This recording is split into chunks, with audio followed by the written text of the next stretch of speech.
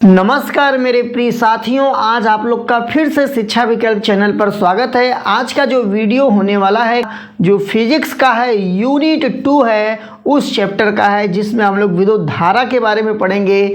जो किरचॉफ का नियम, ये सब जो नियम आता है इसी चैप्टर में सब मिलेगा।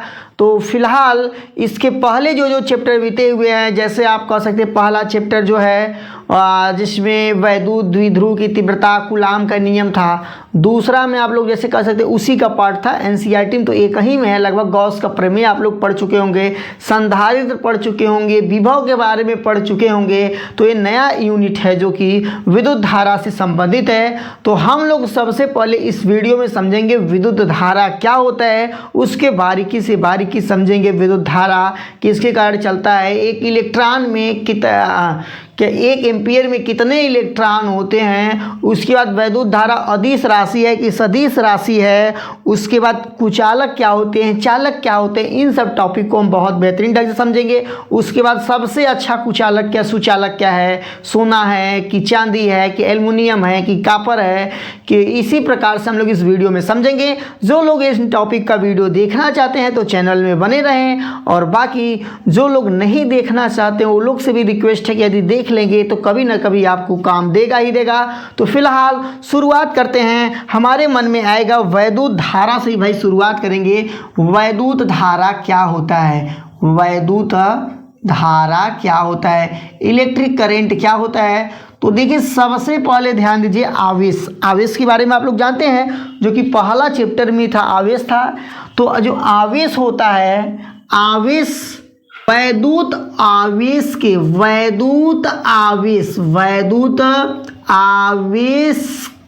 आवेश के गति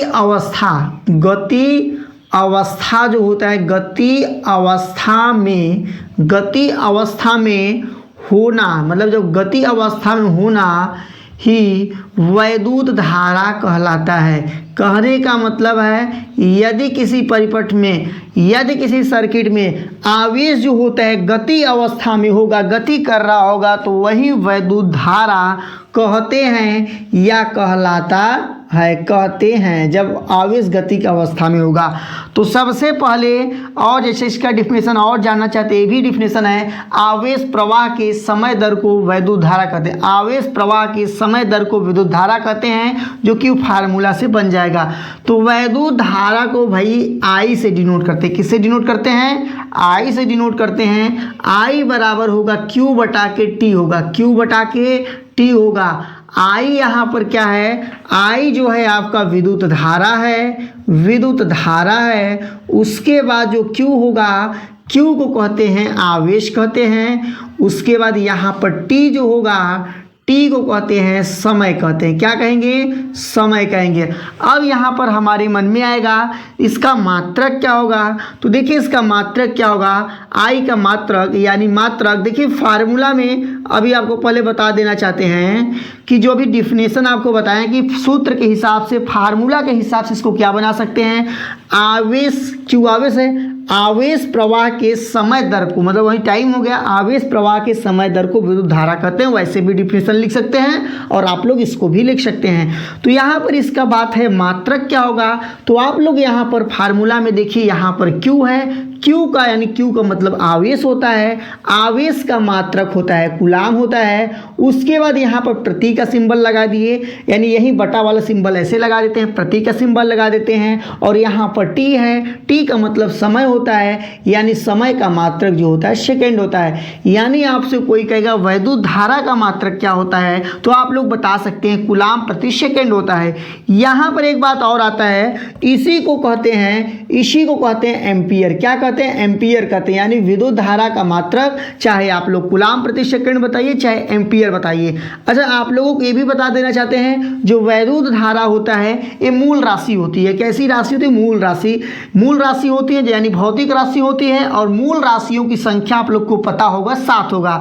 इस प्रकार से यदि वैद्युत धारा का कोई बीमा पूछेगा आपसे, वैद्युत धारा का बीमा पूछेगा, तो आप लोग को ज़्यादा परेशान नहीं होना है। ब्रैकेट में यानी बड़े कोष्ठक में ए लिखकर बता देंगे या बोल ही देंगे। और यहाँ पर इतना भी आप लोग समझ गए। अब यहाँ पर आता है आपका, हम लोग समझेंगे यहाँ पर हाँ, एक फार्मूला देखिए, Q बराबर यन ई होता है, Q बराबर यन ई होता है। इससे हम लोग क्या निकालेंगे भी जान जाइए। इससे हम लोग निकालने वाले हैं कि एक कूलाम में कितने इलेक्ट्रॉन होते हैं, या एक एम्पियर क्या होता है। एक एम्पियर क्या होता है इससे हम लोग समझेंगे एक एम्पियर क्या होता है। तो सबसे पहले देखिए Q बराबर यन ई हो गया, Q बराबर क्या हो गया, यन ई हो गया। अच्छा बताइए Q का वैल्यू यहाँ पर हम एक ले लें, Q का मतलब आवेश का वैल्यू हो गया एक, और यहाँ पर कूलाम लिख दें। क्या लिख दें, कूलाम लिख दें, C से लिख दिए। उसके बाद यहाँ पर इलेक्ट्रॉन का जो आवेश होता है 1.6 × 10⁻⁻19 कूलाम होता है। आप लोग को ये भी पता होगा जो इलेक्ट्रॉन का आवेश होता है 1.6 × 10⁻⁻19 कूलाम होता है। अब इसके बाद देखिए यहाँ से मान लीजिए हमें Q का वैल्यू दिया है एक कूलाम और ई का वैल्यू दिया, यहाँ से यन का वैल्यू निकालना चाहते हैं। तो यन बराबर हमारा फार्मूला बनेगा, सोचिए यन को हम यहीं छोड़ देंगे, ई को नीचे ले जाएंगे तो यहाँ पर Q बटा ई हो जाएगा, और Q का जो वैल्यू है 1.6 × 10⁻⁻19 है, यहाँ पर नीचे लिखा जाएगा 1.0। अच्छा Q का वैल्यू क्या है, देखिए Q का वैल्यू तो यहाँ पर एक है ना, एक है, और ई का वैल्यू जो है 1.6 × 10⁻⁻19 है। अब यहाँ पर देखिए 10⁻⁻19 को हम लोग ऊपर ले जाएंगे तो प्लस हो जाता है, यानी यहाँ बचेगा 1/1.6 × 10⁻19 हो गया।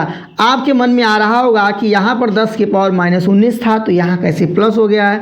तो जो पावर्स का रूल होता है, किसी भी संख्या को नीचे से ऊपर ले जाएंगे तो उसके पावर में यदि प्लस रहेगा तो माइनस हो जाएगा, माइनस रहेगा प्लस हो जाएगा। जैसा कि आप लोग यहाँ पर -19 देख रहे थे, ऊपर गया प्लस हो गया।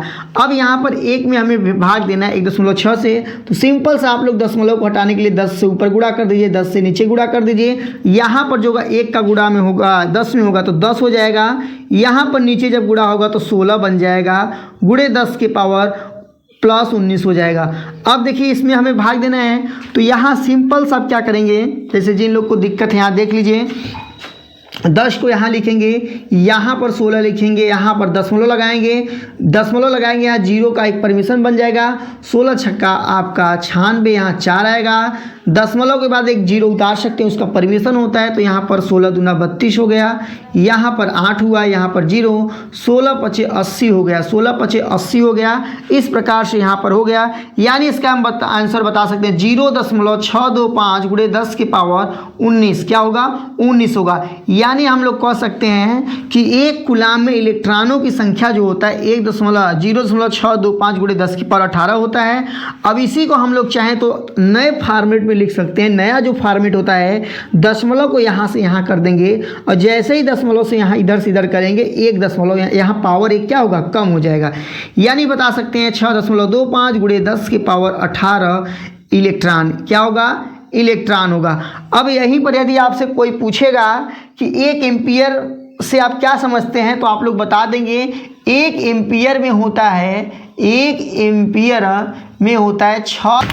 यहाँ पर आप लोग बता सकते हैं कि 1 एम्पियर बराबर 6.25 × 10⁻18 हो जाएगा। यहाँ से इसका जब आप लोग मात्रक निकालना चाहेंगे तो मात्रक जो हो जाएगा इलेक्ट्रॉन प्रति सेकेंड हो जाएगा, इलेक्ट्रॉन प्रति सेकेंड, इलेक्ट्रॉन प्रति सेकेंड। बता रहा हूँ इसका मतलब क्या है, इसका मतलब ये है कि 1 सेकेंड में इतने इलेक्ट्रॉन गुजर सकते हैं। यदि 1 सेकेंड में इतने इलेक्ट्रॉन गुजर गए तो आप लोग उसको 1 एम्पियर कह सकते हैं। और आप लोगों को अगला पॉइंट नोट कर लीजिए, जो विद्युत धारा होता है, जो विद्युत धारा होता है वो अदिश राशि होता है। कैसा राशि होता है, अदिश राशि होता है, अदिश राशि होता है। विद्युत धारा कैसी राशि है, अदिश राशि है। इसको आप लोग सही से नोट कर लीजिए।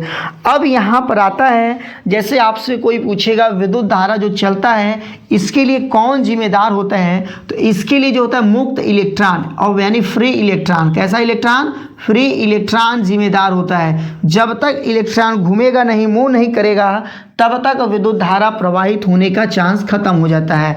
दूसरी बात, यदि एक कोई अच्छा चालक है, देखिए चालक का मतलब क्या होता है, चालक का मतलब होता है विद्युत धारा जिसमें चल सके। यदि कोई अच्छा चालक है, यदि कोई धातु होगा, उसमें बात किया जाएगा, उसमें जो होता है 10 के पावर 29, 10 के पावर लगभग का बात कर रहा हूँ, 10 के पावर 29 प्रति मीटर क्यूब, प्रति मीटर क्यूब, प्रति मीटर क्यूब होता है। इतने मुक्त इलेक्ट्रॉन होंगे, इतने फ्री इलेक्ट्रॉन होंगे। समझिए, यदि कोई अच्छा चालक होगा, कोई धातु का चालक होगा, तो उसमें 10 की पावर 29 प्रति मीटर क्यूब, मतलब 1 मीटर क्यूब यानी एक आयतन में, एक आयतन का मतलब है एक लंबा 1 सेंटीमीटर मीटर हो, 1 मीटर लंबा, 1 मीटर चौड़ा, 1 मीटर ऊंचा कोई चालक होगा, अच्छा चालक होगा, उसमें 10 की पावर 29 यानी फ्री इलेक्ट्रॉन होंगे। लगभग का डाटा है, इतना आप लोग समझ गए। अच्छा, इसमें बात किया जाएगा सबसे अच्छा चालक कौन सा होता है। सबसे अच्छा चालक जो होगा आपका चांदी होगा। क्या होता है? चांदी होता है। सबसे अच्छा चालक क्या होगा? चांदी होगा, जो कि काफ़ी महंगा होता है। उसके बाद तांबा है, उसके बाद तांबा है, उसके बाद आपका आता है सोना आता है, यानी सोना जो है आपका तीसरे नंबर पर चला जाता है। उसके बाद एल्युमिनियम है। क्या है? एल्यूमिनियम है। यहाँ पर ये आपका हो जाएगा चौथा है। सबसे महंगा चांदी का वायर यानी चालक होगा, फिर तांबा होगा यानी कॉपर, सोना होगा, एल्युमिनियम होगा, इस प्रकार से होगा। अच्छा, अब हमारे मन में आएगा, जब हम लोग चालक जान गए हैं तो अचालक क्या होता है? क्या होता है अचालक? क्या होता है अचालक? जो होता है ऐसा कोई धातु जिसमें, भाई देखिए, मतलब ऐसा कोई पदार्थ कहिए, धातु मत कहिए, ऐसा कोई पदार्थ जिसमें मुक्त इलेक्ट्रॉन ही ना हो, फ्री इलेक्ट्रॉन ही ना होगा, उसको कहते हैं अचालक कहते हैं। क्या कहते हैं? अचालक। इसका एक नाम और है कुचालक है। यानी कुचालक वैसे पदार्थ होते हैं जिसमें फ्री इलेक्ट्रॉन नहीं रहेगा, और जब फ्री इलेक्ट्रॉन का मतलब होता है मुक्त इलेक्ट्रॉन। जब मुक्त इलेक्ट्रॉन नहीं रहेगा तो बताइए आवेश कैसे प्रवाहित होगा? जब आवेश नहीं प्रवाहित होगा तो विद्युत धारा का प्रवाहित होने का चांस ही खत्म हो जाता है। इस प्रकार से हमारा इस चैप्टर का यानी जो यूनिट 2 है, यानी वैद्युत धारा वाले चैप्टर का है वीडियो, फर्स्ट वीडियो है। फिलहाल सेकंड वीडियो, थर्ड वीडियो आप लोग को डिस्क्रिप्शन में प्ले लिस्ट के रूप में मिल जाएगा, आप लोग उसको जाकर देख लीजिएगा। तो फिलहाल इस वीडियो में इतना ही, लेकिन आपसे मिलेंगे अगले क्लास में बहुत जल्द। लेकिन जाने से पहले आपसे रिक्वेस्ट है कि आप लोग यदि चैनल को सब्सक्राइब नहीं किए हैं, वीडियो को लाइक नहीं किए हैं, तो अवश्य कर लीजिएगा।